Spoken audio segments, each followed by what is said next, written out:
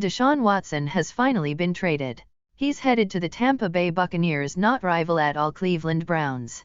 Here's how the move affects the Buccaneers. After what feels like an absolute eternity, the Houston Texans have finally shipped out the, shall we say, controversial Deshaun Watson in a blockbuster trade in an offseason chock full of bombshells. After being linked to literally every team in the NFC South, the Browns of all teams are the prize winners.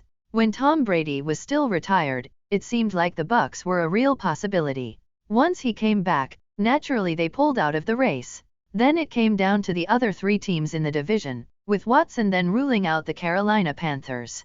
Once it came down to the Atlanta Falcons and New Orleans Saints, the Browns ultimately won out, and have their new franchise quarterback to replace Baker Mayfield. How does this impact the Tampa Bay Buccaneers though? The answer is not as much at all on surface. The NFC is still essentially a two-team race.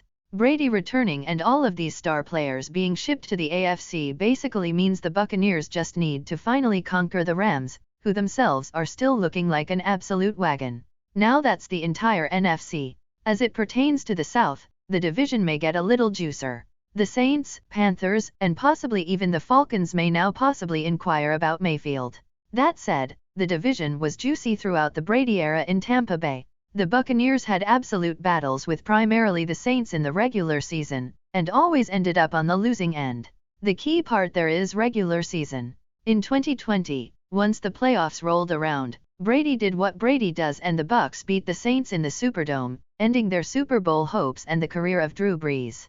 In 2021, the Saints swept the Buccaneers again, but only the Buccaneers made the playoffs. The point is, with another world-class quarterback in the division, the Bucs may lose a couple more games, but with Brady they'll always have the edge come playoff time. Now of course, Mayfield is just a little bit younger than Brees was, but not as polished of a passer. However, he would certainly be an upgrade over whatever the Saints or Panthers plan on trotting out there.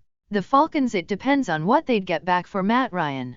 At the end of the day, the road to the Super Bowl for the Buccaneers may get a tad more bumpy, but probably enough to move the needle. Watson steering clear of the division may have opened the door for Mayfield to come in, but door number 2 still had Brady behind it after all.